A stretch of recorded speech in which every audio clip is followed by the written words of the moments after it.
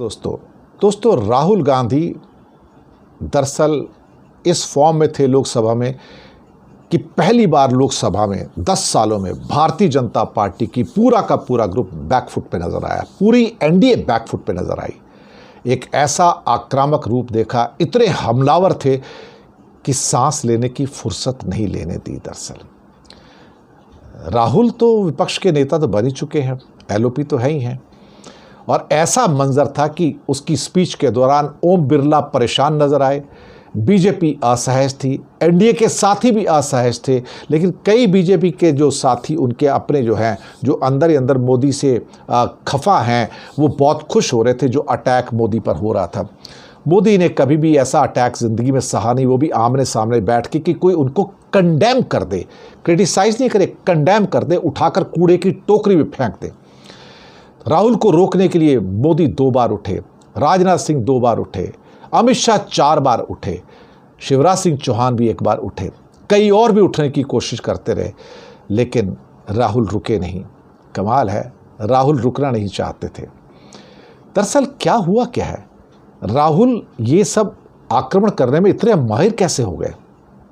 उनके कटाक्ष इतने तीखे कि मुझे लगता है कि सुनने में तकलीफ हो रही थी उनको। दरअसल कटाक्ष सुनने में जनता को मज़ा आता है, वो राहुल को एंजॉय कर रहे थे। वैसे उनका भाषण सीधा सपाट होता था, प्रधानमंत्री कटाक्ष करने में भारी पड़ते थे, लेकिन आज इस कला का राहुल गांधी ने जो ऐसा परिचय दिया कि तिल मिलाते बौखलाते हुए अमित शाह और मोदी दोनों लोकसभा में नजर आए। अब एक उदाहरण देखिए, राहुल ने पहले कहा कि प्रधानमंत्री ने बोला कि मेरा डायरेक्ट कनेक्शन है भगवान से। ये मैंने नहीं कहा, ये मोदी जी ने कहा है।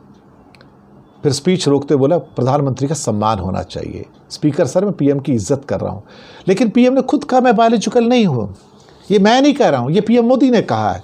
पीएम को डायरेक्ट ऊपर से मैसेज आया, उन्होंने नोटबंदी कर दी, अरबपतियों की मदद के लिए जीएसटी नोटबंदी कर दी। फिर आगे क्या बोलते हैं, income tax, ED, small business honours के पीछे पड़े हैं, अरबपतियों का रास्ता साफ हो गया है। मैं गुजरात गया, टेक्सटाइल इंडस्ट्री वालों ने बताया कि अरबपतियों का रास्ता साफ करने के लिए जीएसटी लाया गया है। ये बात भी कही। आगे कहते हैं मोदी जी अयोध्या के लोगों की छोड़ो, बीजेपी वालों को डराते हैं, राजनाथ और गडकरी जी भी इनके सामने नमस्ते नहीं करते। ऐसा तंज मारा कि राजनाथ गडकरी इनके सामने नमस्ते नहीं करते। इसके पहले राहुल बता चुके थे कि राजनाथ और गडकरी उन्हें हमेशा मुस्कुराकर नमस्ते करते हैं। राहुल ने ओम बिरला से कहा आप मुझसे हाथ मिलाते समय सीधे रहते हैं, तने रहते हैं, मोदी से हाथ मिला के आप झुक जाते हैं। अमित शाह ने इसे आसन का अपमान बता दिया। ओम बिरला कहते हैं हमारे संस्कार है, बड़ों के सामने झुकना चाहिए, बराबर से लोगों को कैसे मिलना है। तो राहुल गांधी ने कहा आप तो सदन के कस्टोडियन हैं, आपसे बड़ा कोई नहीं है, आपको किसी के सामने नहीं झुकना चाहिए, मैं आपके सामने झुकूंगा, पूरा विपक्ष आपके सामने झुकेगा, स्पीकर से बड़ा कोई नहीं होता लोकसभा में, स्पीकर का बयान ही आखिरी होता है। ऐसा कटाक्ष मारा ओम बिरला के ऊपर जो सीधा मोदी और शाह को जाके लगा। दूसरा, राजनाथ सिंह का बार बार खड़ा होना काम नहीं आया, मोदी का खड़ा होना काम नहीं आया, अमित शाह का खड़ा होना काम नहीं आया। बीजेपी घेरने का प्रयास कर रही थी, लेकिन राहुल ने कहा हिंदुस्तान ने किसी पे हमला नहीं किया, हिंदुस्तान अहिंसा का देश है। और फिर 24 घंटे आप लोग हिंसा हिंसा हिंसा, नफरत नफरत नफरत फैलाते हैं। आप हिंदू हो ही नहीं। हिंदू धर्म में साफ लिखा है सच का साथ देना है, आप हिंदू ही नहीं हो, क्योंकि आप हिंसक हो। मुझे लगता है कि इसने जो तिलमिलाहट पैदा की है वो बाद में तो शाम को तो योगी और ना जाने कितने और का आया कि आपने हिंदुओं का अपमान किया है। लेकिन बीजेपी और आरएसएस के हिंदू अलग है और बाकी हिंदू अलग है। वो 20 करोड़ अलग कर लीजिए और बाकी 90 करोड़ अलग कर लीजिए। मैं तो ये कहता हूँ कि 90 करोड़ हिंदू जो हैं वो राहुल के साथ में हैं। लेकिन राहुल के बयान से लगा कि बीजेपी से ट्रैप कर लेगी, लेकिन हुआ नहीं। मोदी कहते हैं उठ के पूरे हिंदू समाज को हिंसक कहना गंभीर बात है, इसके बावजूद हिंदू वाली बात मुद्दा नहीं बन पाई। राहुल ने कहा पीएम मोदी और बीजेपी पूरा हिंदू समाज नहीं है। अमित शाह कहते हैं कि इनको माफ़ी मांगनी चाहिए, इस धर्म पर करोड़ों लोग हिंदू से गर्व से कहते हैं हिंदू हैं। मैं गुजारिश करता हूं, बाकी खैर। इसके अलावा राजनाथ सिंह 2 बार सफाई देते नजर हुआ है, खास तौर से अग्निवीर पे, कि मर जाता है 1 करोड़ दे देते हैं उनको, यूज एंड थ्रो कर देते हैं। मुझे लगता है कि इससे बड़ा इंसल्ट तो मोदी का और राजनाथ सिंह का हो नहीं सकता था। दरअसल संविधान के साथ एहसास तो हो गया था कि कुछ तो ऐसा हो रहा है, लेकिन राहुल गांधी जिस कॉन्फिडेंस से अपनी बात रख रहे थे वही मायने रखता है, वही लोग उस पर तालियां बजा रहे थे। नेता का काम होता है कि सच बोलो, झूठ बोलो, जनता उसे सही माने। लेकिन जो उसका नया अवतार था राहुल का, राहुल भारतीय, वो जनता को पसंद आ रहा था। तो अमित शाह कहते हैं ओम बिरला से तथ्यहीन बातों की जांच की जाए। कौन सी तथ्यहीन बात कही उन्होंने? मुझे तो कोई भी ऐसी तथ्यहीन बात नहीं की, लेकिन कॉन्फिडेंस था उनके अंदर। और राहुल बहुत हमलावर थे, बहुत आक्रमण कर रहे थे। जब तक बीजेपी हमले की तैयारी करती, राहुल दूसरा फायर करते, वो दूसरे की तैयारी करते, तीसरा फायर करते।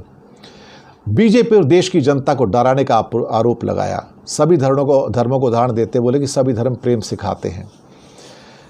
जयराम की जन्मभूमि अयोध्या ने बीजेपी को मैसेज दे दिया है। अवधेश पासी जो जीत के आए थे बीजेपी को हराकर, बोला ये मैसेज आपके सामने बैठे हुए हैं।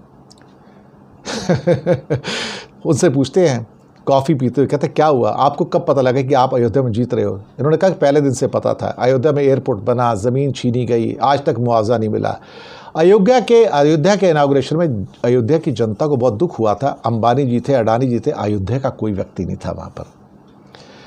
अग्निवीर की शहादत जिक्र करते कहते हैं मोदी जी उसे शहीद नहीं कहते। हाँ, शहीद नहीं कहते, सही बात है। पेंशन नहीं मिलेगी, आम जवान को पेंशन मिलेगी, सरकार उसकी मदद करेगी, लेकिन अग्निवीर को जवान नहीं कहा जाएगा। अग्निवीर यूज एंड थ्रो मजदूर हैं। कहते हैं आप जवानों के बीच में फूट डालते हो, फिर अपने आप को देशभक्त कहते हो। मुझे लगता है मोदी की उस टाइम तो चेहरा उतर गया, राजनाथ का चेहरा उतर गया। ये कैसे देशभक्त हैं? फिल्म स्टार जैसी फोटो थी उसकी। मैं सोच रहा था, देखो राहुल ने दरअसल पूछा कि हिंदुस्तान में पहली बार किसी राज्य से उसका स्टेटहुड छीन लिया, जम्मू कश्मीर से दर्जा छीन लिया, मणिपुर का मुद्दा उठाया। कहता है ये तो एग्जिस्ट नहीं करता ना। अमित शाह और मोदी के लिए मणिपुर एग्जिस्ट नहीं करते। कहता हाँ, मणिपुर गए थे, अपील की कि मणिपुर बचाइए, कोई जवाब नहीं आया। इस पर कोई जवाब आएगा भी नहीं। भूमि अधिग्रहण बिल और बाकी चीज़ें भी कहीं। मुझे लगता है कि राहुल ने जो आक्रमण किया है, शायद वो मोदी अपनी ज़िंदगी में भूल नहीं पाएंगे, रात को सो भी नहीं पाएंगे। लगता है ऐसा ही है।